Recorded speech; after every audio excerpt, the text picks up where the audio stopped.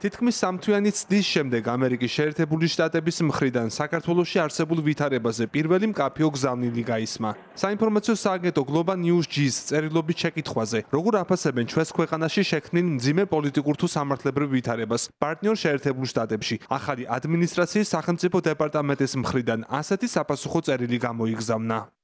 ჩვენ ვაგრძელებთ ჩვენი მიდგომის შეფასებას საქართველოს მიმართ ამერიკული ინტერესების წინსვლისთვის. ამერიკის შეერთებულმა შტატებმა ნათლად დააფიქსირა ის ნაბიჯები, რომელთა გადადგმეთ საქართველოს მთავრობას შეუძლია, რათა აჩვენოს, რომ სერიოზულად არის განწყობილი ამერიკის შეერთებულ შტატებთან ურთიერთობის გაუმჯობესებისთვის. რაც შეეხება ქართული ოცნების მთავრობის მიერ განხორციელებულ განგრძობით ანტიდემოკრატიულ ქმედებებს, როგორც ვიცე-პრეზიდენტმა ვენსმა მიუნხენში აღნიშნა, დემოკრატიული მანდატის მოპოვება ვერ მოხდება მოწინააღმდეგეების ცენზურით ან ციხეში ასევე ვერ მოიპოვებთ მას ძირითადი ელექტორატის პოზიციის უგულებელყოფით, თუ ვინ უნდა გახდეს ჩვენი საერთო საზოგადოების ნაწილი. შეერთებული შტატები 33 წლის განმავლობაში საქართველოსა და ქართველი ხალხის პარტნიორია და ამ ხნის განმავლობაში ძლიერი მხარდამჭერი საქართველოს დამოუკიდებლობის, სუვერენიტეტისა და ტერიტორიული მთლიანობის საკითხებში.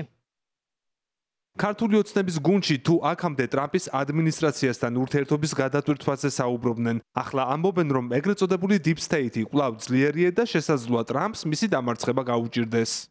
გულწრფელი ვიქნები, გულწრფელად გეტყვით, მოლოდინი ჰქონდა იმის, რომ როდესაც ტრამპის ადმინისტრაცია მოვიდა, საქართველოს ხელისუფლებას მადლობას ეთხოვდა. ჩვენ ბევრ განცხადებებს ვისმენთ Deep State-თან ბრძოლაში, ის მოცემულობა, რაც დგას დღეს მსოფლიოში, რომ ახალი ადმინისტრაცია ამ ყველაფერს დაამარცხებს, მაგრამ ჯერჯერობით ეს მხოლოდ ლაპარაკად რჩება. არ ჩვენს ქვეყანაში ხელისაქმეებში ხელის ფაქტორი არ დასრულდება, მანამდე Deep State-ის დამარცხებაზე ლაპარაკის კი ზედმეტია. მათ შორის ჩვენი გუნდის დამფუძნებელი ბატონი ბიძინა ივანიშვილი დასანქცირებულია Deep State-ის მიერ, მის წინააღმდეგ ეს სანქციები არ შემცირებულა, რაც ძალიან სამწუხაროა, რა თქმა უნდა. არც ვიცით კონკრეტულად რაზეა საუბარი და თუმცა ნებისმიერ შემთხვევაში, როდესაც ამ განცხადებას კითხულობდი, მეგონა რომ საფრანგეთზე იყო საუბარი, ამიტომ როდესაც საქართველოსზე რამეს ისაუბრებენ, გადახედან ხოლმე რა ხდება ან საფრანგეთში, ან რუმინეთში, ან საკუთარ თავებში, მოდი ასე ვთქვათ.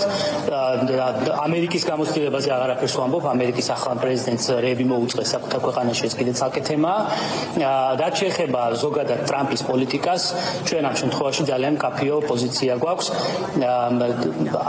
ტრამპის პოზიციის გახმოვანებას არ ჭირდება რაიმე უსტარები, არის ამისი ძალიან მკაფიო და სწორი დიპლომატიური არხები, ოფიციალური არხები. თუ ამერიკის შეერთებულ შტატებს რაიმე აქვს სათქმელი, იცის სად უნდა გადასცეს ეს გზავნილი. ოპოზიციონერი პოლიტიკოსები კი ამბობენ, რომ პოლიტიკური ოპონენტების მიმართ დევნის, სამოქალაქო აქტივისტებისა და ჟურნალისტის უკანონო პატიმრობის, მითვისებული არჩევნებისა და არაერთი რეპრესიული კანონის მიღების ფონზე ამერიკასთან ბიძინა ივანიშვილი ურთიერთობებს ვერ გადატვირთავს.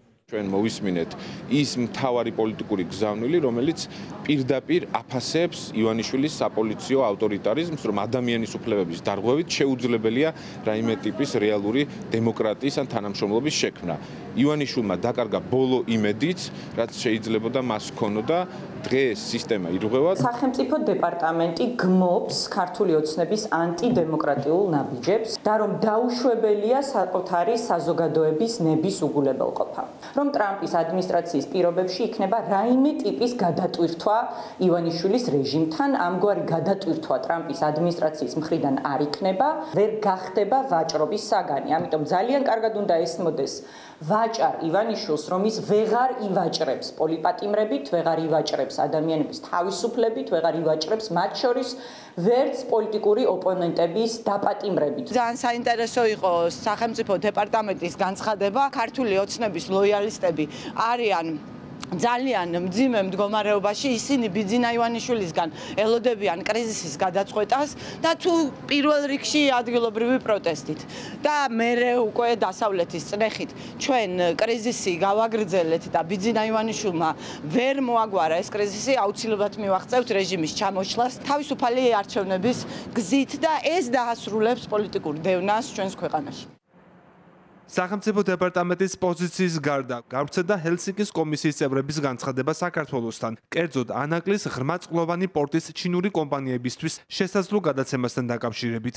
კომისია შეშფოთებას გამოთქვამს ქართული ოცნების გადაწყვეტილების გამო, რადგან ჩინურ კონგლომერატში შედიან შეერთებული შტატების მიერ სანქცირებული კომპანიები. აღნიშნავენ, რომ ქართული ოცნება ამ შეთანხმების წინსვლით კიდევ უფრო მეტად შეუქმნის საფრთხეს ქვეყნის დემოკრატიულ ტრაექტორიას და საკუთარი ეკონომიკური მომავლის განსაზღვრის უნარს. ქართულ ოცნებას მოუწოდებენ გადახედოს ამ გადაწყვეტილებას. ალეკო გვეტაძე, ევრონიუს, ჯორჯია.